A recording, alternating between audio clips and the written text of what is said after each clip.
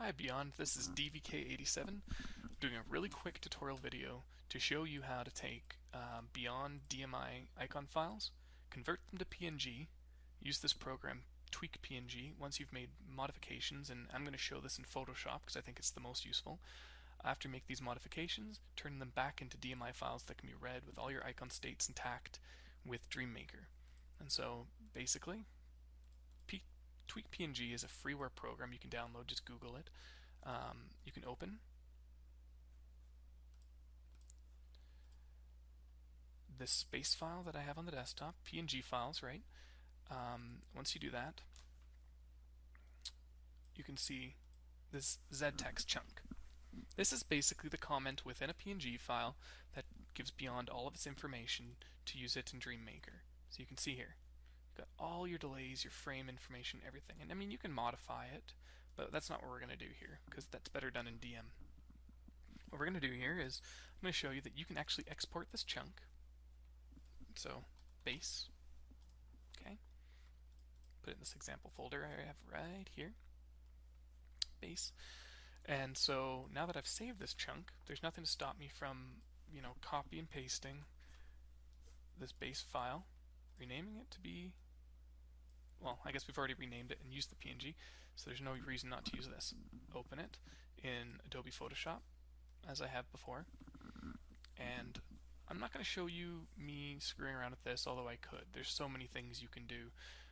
Color balancing, you can, I mean, for God's sake, it's the easiest thing in the world to do all sorts of neat things with colors and filters and shading. I mean, if you want to change the darkness, things like that, it's so easy in Photoshop to make all sorts of cool changes. Brightness and contrast, do you want to change skin tones, things like that, you can easily do that. But that's not what we're going to harp on here. I'm going to show you this environment that I've been working off of. Basically, the idea here is to set up layers and things of that nature. Let me just reposition this so it's easier to see.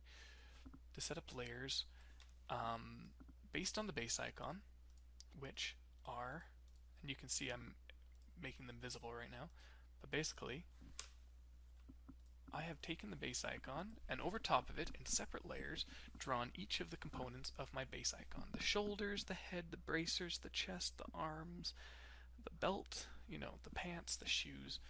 And that might just seem silly to you, but you can do it very quickly if you have overlays already. You can easily copy them as a separate layer, paste them in here, and just paint them single color. The reason we do this is now I can very, very, very easily, if I want to select a certain part of the body and get that selection, for instance, I want the pants, I click on the pants layer, I click off of the pants, and I get everything but the pants. So if I have an icon here, I can make that selection, go to that layer, hit the delete button, and everything except for the pants will be deleted. Things like that come in handy.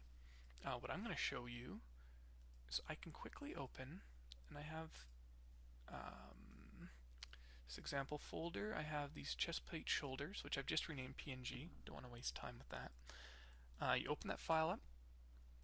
You can see, again, it's very important that your DMI file have icon states that are in the exact same order in the DMI file, and that they have the same amount of frames, same amount of icon states. That way they'll be organized the same as your base icon. But selecting, you can very, very quickly copy, Control C, and then I go to the base icon, over here, this environment here. Although you can work off it here if you want, it's a separate layer. You quickly reposition it on your guy, and then you can work away, making modifications, making sure you're still looking good as an overlay. But that's not what I'm going to teach you to do, because that's pretty basic. So I want to show something a bit more interesting, which is to say, I'm going to move this layer above all of these example parts. Blah, blah, blah. You can see I've already been working on this quite a bit. Close some of that stuff. So here we go. Here's my plate mail. And so I was telling you can cut stuff out. So let's say in this circumstance I decided in my game, and I have decided this, I don't want I don't want shoulders to be the bracers and the shoulder. I want them to just be the shoulder. I have two separate item slots now for the bracers and the shoulders. So what I can do, like I said, this bracers here, I can show you what that looks like again. It's this area here, the gray. Can very quickly select everything except the bracers. And I can always go select inverse if I would like to just select the bracers. And then I can go back down to the shoulder armor here, which I'll move back over. And now I can go Control X, cut. And since I had selected everything but the bracers, you'll notice just the bracers are remaining. And since I cut it, I paste it, I have the shoulders. You can see I've got a little buggered up pixel there, which I'm going to fix. I don't understand how it did that. See, sometimes you're better off selecting the inverse, selecting everything except the bracer, and then deleting it, just the bracers, or cutting just the bracers. In this case is what I did. So however way you decide to do it, the moral of the story is I can cut away the bracers, paste them separately, break my icon states up, see that's better, paste my icon states back up, and now I have, two separate things. Fantastic. And also, I can do all sorts of great color modification things in here, which is fun. So if I do the color balance, I can quickly make, red, gold, really gold bracers. And on the other hand, I can quickly modify the shoulders to be, quite a bit darker. Maybe some more saturation. It doesn't really matter. Whatever you want to do, totally up to you. But what I'm going to show you now, so once you have this set up, you can just hide your layers. It's really, really easy to do. And you have this remaining, save it as a PNG, and then I'll come back to how to turn a PNG back into a DMI file by re-importing the comment chunk. But I'll show you some other cool stuff before I get to that. So what you can do, now that we have all these layers determined as well, I'm going to show you, let's see, I'm going to do the chest, the full chest, including the sleeves. And so you can see here, if I click on this layer, I use the magic brush tool. Because I've colored it this way and I have an outline, I can select just the red. If continuous isn't selected, just the red pixels will be selected all over. Every single icon state, it will do this. And now what I can do is, I've set up a pattern for myself, this one here, which is chain. Boom. By pasting it here, the continuous is off, so it completely replaces red with chain. And now you might be wondering, well, that's great. How the hell do you do patterns? Well, that's a good question too. Draw them however you'd like to. I'm going to have to zoom in to show you this, but basically, if you draw something, some form of pattern, or you get some form of pattern from somewhere, you can select it, go edit, define pattern. It's that easy. There, you have yourself a pattern, and then there, I can go ahead and use it now. It's really easy. Very, very, very easy. You might be thinking to yourself, well, that's great, Dan, you made really flat-looking, ugly chainmail armor. You'd be right. People have a right to criticize that. It's got no lighting whatsoever. I'm going to show you a little trick. It doesn't properly do lighting, but what it does do is I have my base icon as a layer. Currently, rather than normal, which is what it looks like normally, and I've taken this character and I've desaturated him to remove all color. Now, if I set this to multiply and pass the 100, you're going to notice, and I don't know how subtle this is, but it adds shading based on my character's muscle tones. So it doesn't do a proper light source unless the character base model has a proper light source, which it does, which helps.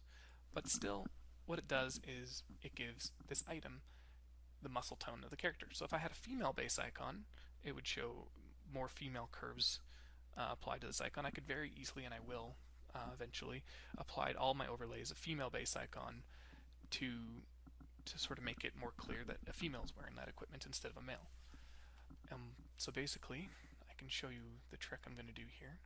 I'll move this layer up just to make it easier to show. In circumstances like this, I can basically, clicking on the full chest layer again, click off the layer, select everything else, select these two layers together, right click, you can't see it, but merge layers, becomes one layer, but I'm still have my selection, hit the delete button, and there we go. I've shaded this equipment. So, I mean, very easily I was able to do chain pants, chain skirt, chain armor, chain armor without sleeves, longer chain armor, everything. It's very easy when you have all your selection layers. And speaking of which, not only do I have them colored, but under here you can save and load selections. So I have all of these things saved already, which is good. So now anytime I want, I can go load selection, and I can do the head. And there we go. I've selected the head, and then I can go and do whatever the heck I want with the head. But I'm not going to. So in this circumstance, I'm going to go save as a PNG file. My example folder again. The test environment, why not? We'll call it that. Or I'll call it chain armor just to be better. So there we go. Now I can finally close Photoshop. I'll minimize it for now. So I go into this example folder, have it here. There you go, there's my PNG. But you're going to remember, Dan, damn it, I didn't actually, I can't just rename this a DMI file. It's a PNG file now. And, I'll have to re-import every single icon state and align those. But no, we're going to use tweak PNG, open, I've already done it, but just a refresher. All it takes is, for God's sake, I think it would be easier than this. There we go. From the base icon, we're able to take this chunk, able to export this chunk to this file here. We take that file. Now that we have that, I can very easily go example, take my chain armor, open it, insert, import chunk, base chunk, and make sure it's under the header. That's critical for a good reason. It tells it it's a PNG file and the size and everything else. So click on the item below it when you import, or if it ends up above here, just go move down. It's not hard. Save. There you go. Save chain armor to PNG, or even better, chain armor.dmi. Set the file extension now because it's officially a DMI file. That easy. So we have chain armor.dmi. We're going to double click on it, and look at that. We've got all of our icon states properly set. They look so pretty. Proper chain armor. Who'd have thunk it? So I've done this with lots of things, different textures, leather armor, different tricks.